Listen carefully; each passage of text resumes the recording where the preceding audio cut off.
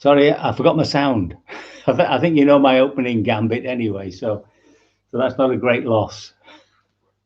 Sorry about that. So we spent the last 3 days looking at all these various viewpoints as to the virtues and wholesome attitudes that we need to build a different sort of society, or at least one that moves towards people rather than things. That's one way I would like to see it anyway. So now, of course, these things have to be turned into policies, and that's the difficult thing, and how it manifests in our institutions. So there's a lovely passage here which you find at the beginning of the Parinibbana discourse, the Sutta number 16, which is the last days of the Buddha. So during those last times, I think the Buddha was a little preoccupied by what was happening, probably very concerned, worried about his order. He'd always had 2 kings who supported him. In fact, seemingly everybody supported him, all the different groups of people, ethnic groups, confederacies. But the 2 main ones were Bimbisara, who was a king of Magadha on the around Varanasi, in those days called Benares, which is right on the Ganges there. And further north was Pasenadi in Kosala. And both of them died before him. Bimbisara, and then their sons weren't particularly supportive at all. In fact, Ajatasattu, who was the son of Bimbisara, ganged up with the dastardly Devadatta to overcome the Buddha and Bimbisara. So Devadatta was unsuccessful. He set a wild elephant on the Buddha. He rolled a boulder down the hill, which caught him on the toe, it seems, trying to kill him so that he could take over the order.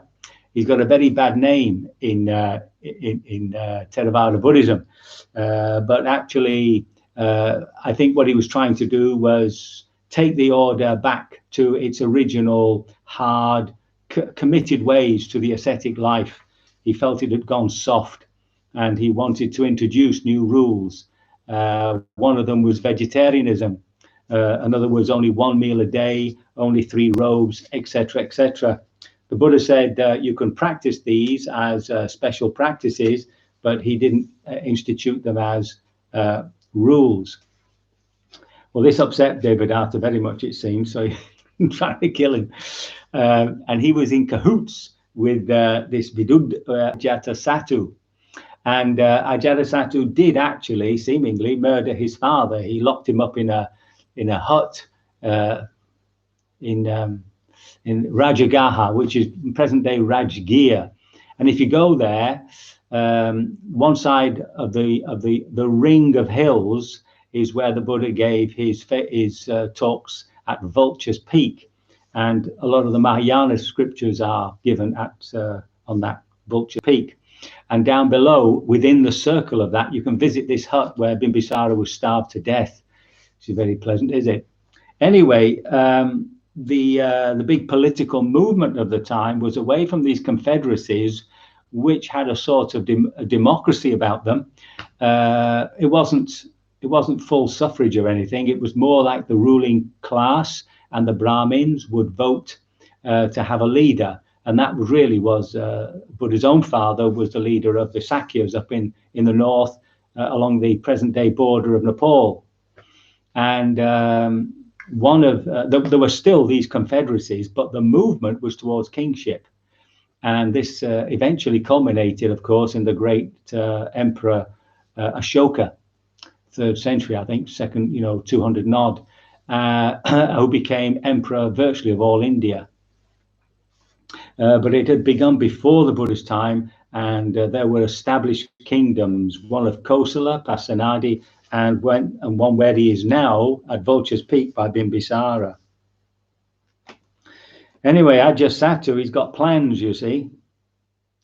So he said to his chief minister, the Brahmin Vassakara, Brahmin, go to the Blessed One, worship him with your head at his feet in my name. Ask if he is free from sickness and disease, if he is living at ease, vigorously, comfortably, and then say, Lord, King Ajatasattu of Magadha wishes to attack the Vajans.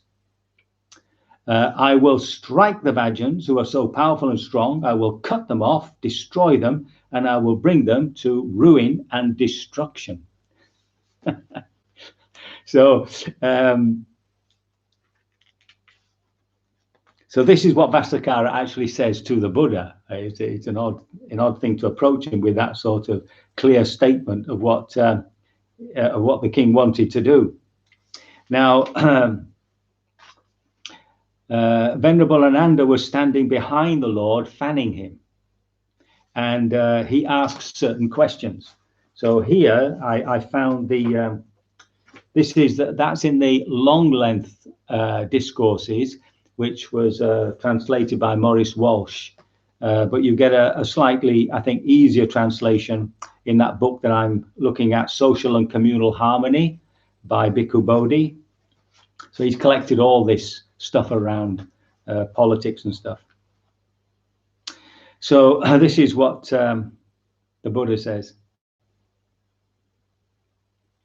He says there are 7 principles of non-decline.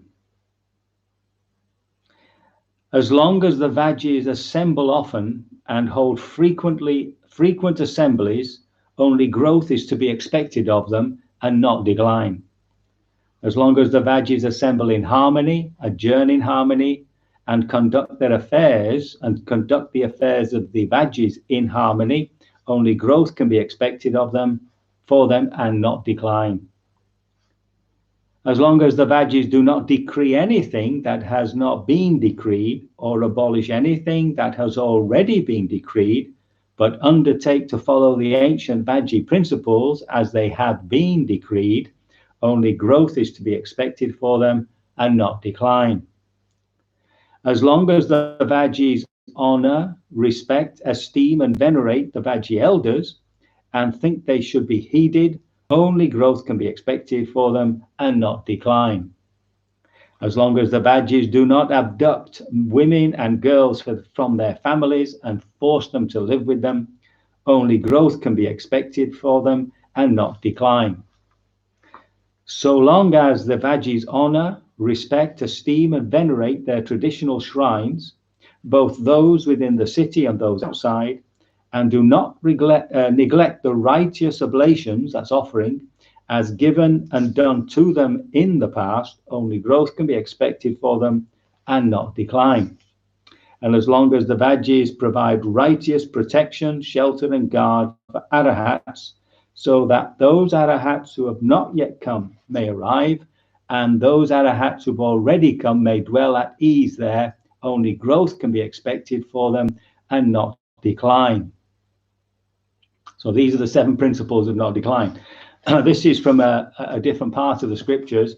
In the one about the Buddha's final days, he asks Ananda, you see, and Ananda says, that is so, that is so. The Vajis do behave like this, they do behave like that.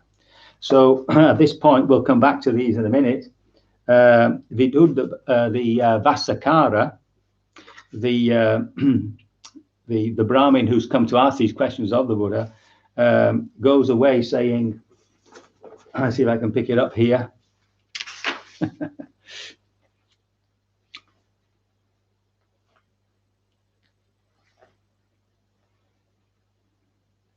Venerable Gautama, this is what Vassakara says, having heard these 7 principles.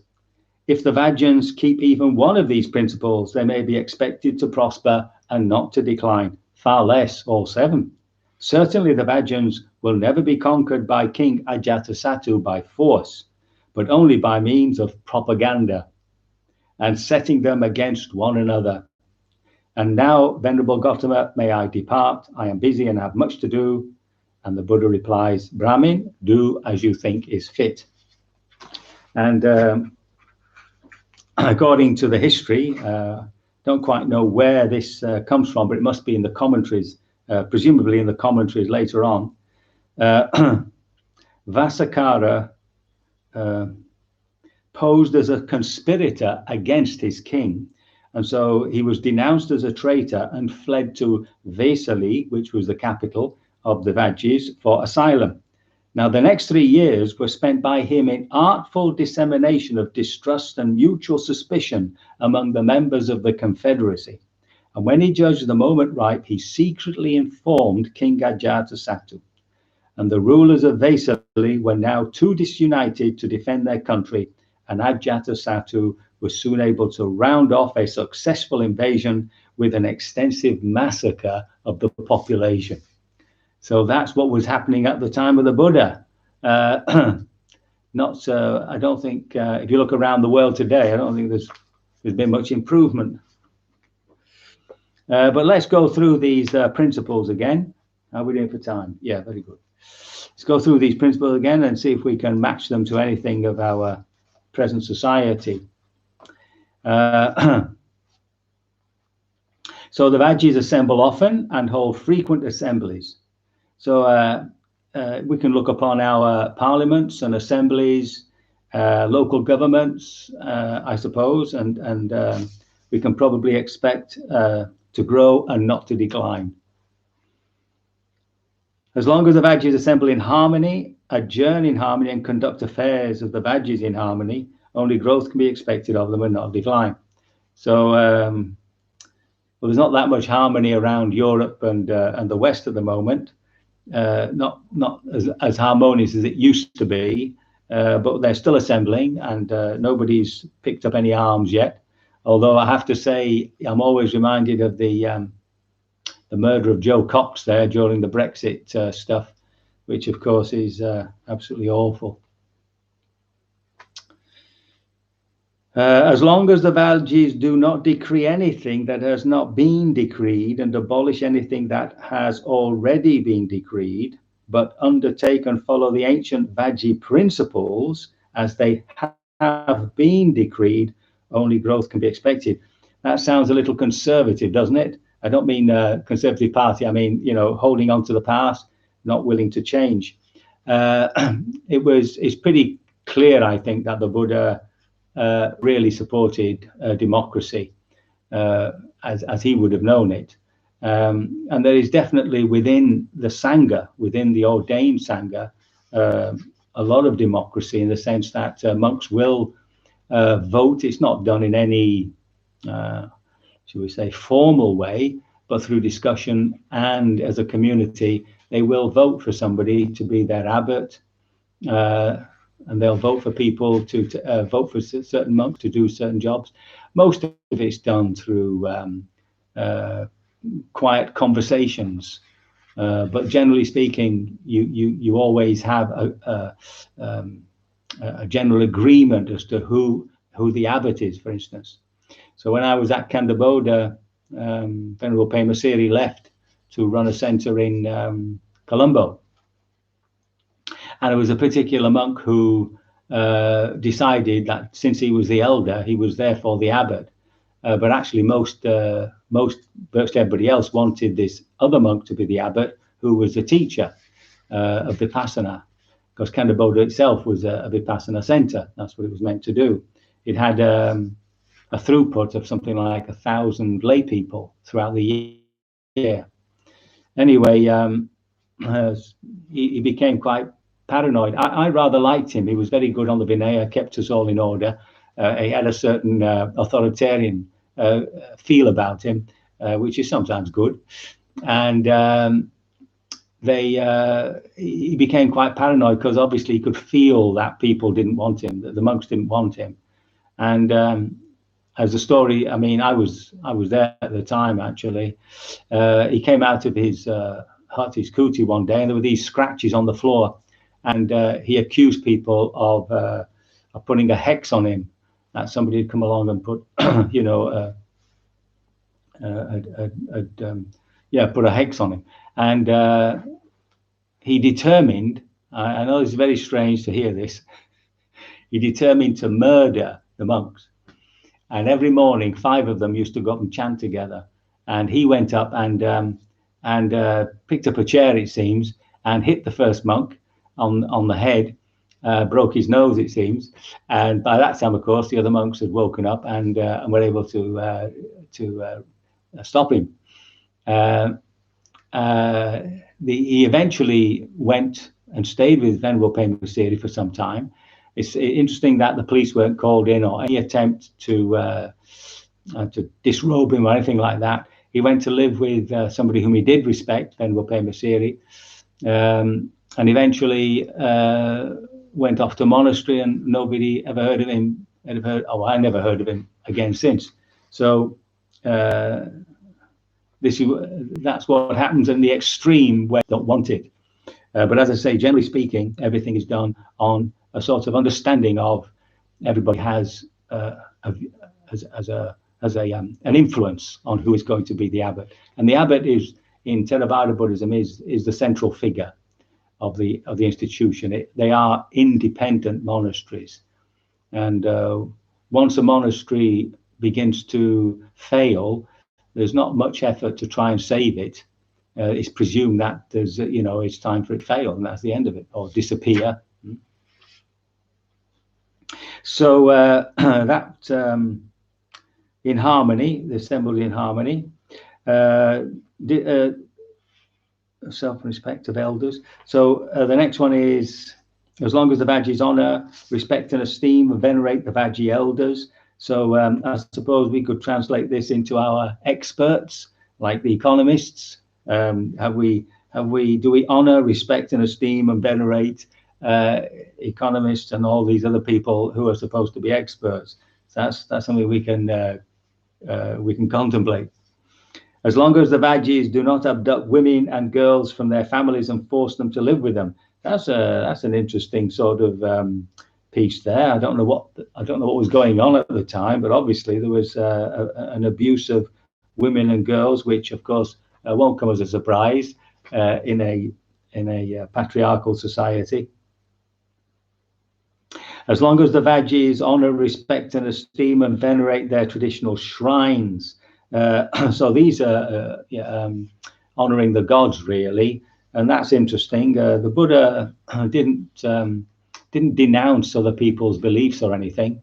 I remember, well, there's one occasion when somebody comes to the Buddha and says, your followers, they're still